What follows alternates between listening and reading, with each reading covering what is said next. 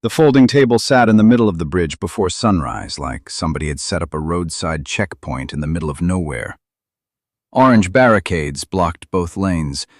A plywood sign leaned against them in thick black paint. Private bridge, permit required. Karen Whitaker stood behind the table in a glowing dark pink blazer, holding a clipboard against her chest like she owned the entire county. Her curly golden blonde hair barely moved in the cold morning wind. Beside her stood a heavy-set man wearing a faded black hoodie with HOA police peeling across the front. 30 yards behind them, a black and white SUV marked HOA police sat beside the creek with emergency lights flashing across the water. Ray Holloway eased his silver F350 to a stop. Coffee steamed from the cup holder. Feed bags rattled in the truck bed. And the only road leading off his newly purchased ranch was suddenly blocked by an HOA checkpoint. Karen smiled the way people smile when they think humiliating strangers is entertaining. Then she demanded $75 to cross the bridge.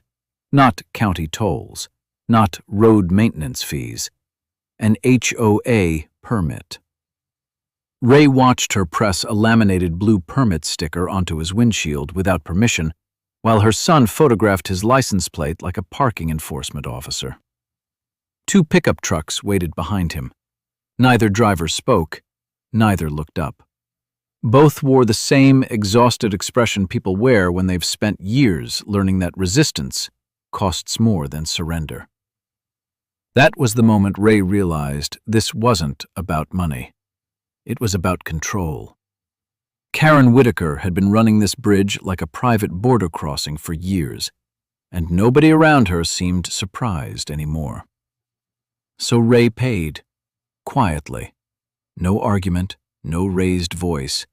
Just $75 passed through an open truck window, while the dashcam beneath his rearview mirror recorded every second. Then he drove across the bridge he didn't yet know belonged to him. Ray Holloway spent 30 years reading federal contracts before retiring 6 weeks earlier. At 52, widowed and exhausted by city life, he bought 6,000 acres outside Cedar Hollow, hoping silence would finally feel peaceful instead of empty. Rolling pasture, creek crossings, old fencing, a red barn that leaned slightly west in strong wind. The kind of ranch most people only see in calendars. His late wife had wanted him somewhere quiet before cancer took her. Ray intended to keep that promise. The ranch came through a rushed estate sale far below market value. The paperwork arrived in a thick manila envelope that still sat unopened on his kitchen table the same morning Karen charged him to cross the bridge. At first, he ignored it. He repaired fencing, fed horses, worked cattle, tried building routines that felt normal again. But Karen Whitaker kept appearing. She arrived carrying HOA violation notices for fence color, livestock visibility, and community appearance standards. Every visit came with the same polished smile and glowing dark pink business jacket. Then the threats started. Compounding fines, liens, restricted bridge access. Karen spoke with the confidence of somebody who had spent years controlling people who never pushed back. And slowly, Ray noticed something worse than Karen herself. The fear surrounding her. Neighbors avoided eye contact. Residents whispered instead of speaking openly. Entire families behaved like crossing that bridge required permission from one woman with a clipboard. 4 days later, Ray found the bridge completely blocked. Orange construction barriers stretched across both lanes beneath a fresh plywood sign painted in thick black letters. HOA residents only. Karen stood beside her SUV waiting for him, while her son leaned against the barricade in his HOA police hoodie, pretending to guard the crossing. This time, Karen demanded more than $75. She demanded payment for fake HOA violations attached to property completely outside her jurisdiction. Then she threatened to deny access to the only road leading off Ray's ranch. So Ray calmly invited her to call the sheriff. That changed everything. Deputy Morales arrived 9 minutes later and immediately realized the situation was far stranger than dispatch described. Dashcam footage, handwritten receipts, permit stickers, recorded threats. Karen tried speaking over everyone while her son added dramatic accusations from behind the barrier. But Morales kept asking one question Karen couldn't answer. Where was the deed proving the HOA owned the bridge? Karen had no answer, because no deed existed. The deputy ordered the barricades removed immediately and warned Karen that collecting unauthorized tolls on disputed property could become a criminal matter very quickly. That should have ended it. Instead, Karen escalated. As Ray drove across the bridge, Karen screamed that she would place a lien on his property and make him homeless by Christmas. A woman walking nearby recorded every word on her phone. Ray drove home, then finally opened the manila envelope waiting on his kitchen table. The survey map changed everything. The bridge wasn't near Ray's property. It wasn't touching the edge of his land. The entire structure sat 60 feet inside his ranch boundary. For 15 years, the HOA had been collecting tolls, enforcing restrictions, and controlling access on a bridge they never legally owned. Ray spent the entire night verifying every detail. County parcel maps, tax records, GIS overlays. Every document confirmed the same impossible truth. The HOA's only entrance belonged entirely to him. The next morning, attorney Paula Reyes confirmed it officially. No easement, no lease, no legal access agreement, nothing.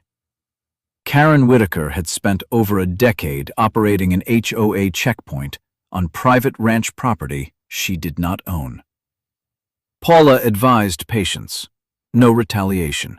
No dramatic reveal, no bridge closure, just documentation. So, Ray started building a folder. Receipts, dashcam footage, violation notices, tax records, screenshots from HOA websites proudly calling it our community bridge. Every lie went into the folder. Then Karen made the worst mistake yet. She officially filed a lien against Ray's ranch. The conflict exploded after the lien appeared in county records. Ray returned home one afternoon and discovered his ranch gate chain cut clean through with bolt cutters. An HOA maintenance truck sat inside his property clearing brush near the bridge under Karen's written instructions. Then came the fire. Karen's son organized an unlicensed brush burn beside the subdivision entrance. Afternoon winds shifted. Flames jumped the creek and burned 3 acres of Ray's pasture before firefighters stopped it. An oak tree older than the county courthouse collapsed into ash. Fence lines melted. The county fire marshal blamed the HOA directly. But Karen still wasn't finished. That evening, she posted Ray's photograph online beside warnings that he planned to steal the community bridge and trap children inside the neighborhood. The comments turned ugly fast. Threats, insults, calls to protect the subdivision. Then an elderly resident named Edith Ellison arrived at Ray's porch, carrying a casserole dish with trembling hands. Her husband needed dialysis 3 times a week. Without the bridge, he would die.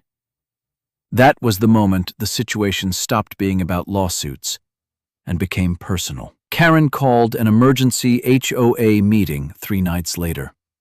More than 100 residents packed the clubhouse, while Ray sat quietly in the back, holding a sealed manila envelope beneath his arm. Karen spent 20 straight minutes describing him as a threat to the neighborhood. Then Ray stood up, calm, measured, controlled. He asked one question. Where was the recorded easement proving the HOA legally owned the bridge? The room went completely silent. Karen answered anyway. She proudly declared the bridge had always belonged to the community, while a hired stenographer typed every word into the official meeting record.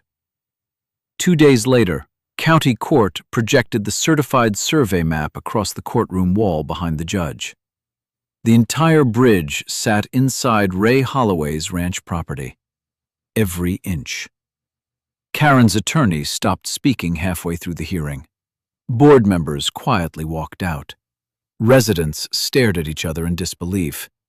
And for the first time in 15 years, Karen Whitaker completely lost control of the room. The court voided Karen's lien immediately and awarded Ray hundreds of thousands in damages for trespass, defamation, illegal toll collection, and property destruction.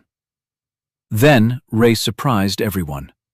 He granted permanent free bridge access to every resident in the subdivision.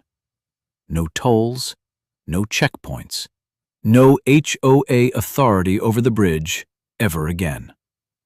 Within weeks, residents voted Karen out in a landslide recall election, while investigators opened inquiries into years of HOA financial misconduct.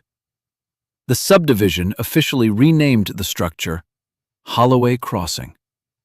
Months later, Ray installed one small wooden sign beside the creek. Private property. You're welcome. And even now, people around Cedar Hollow still argue about the same question. How many HOA bullies only survive because nobody ever bothers reading the survey map first?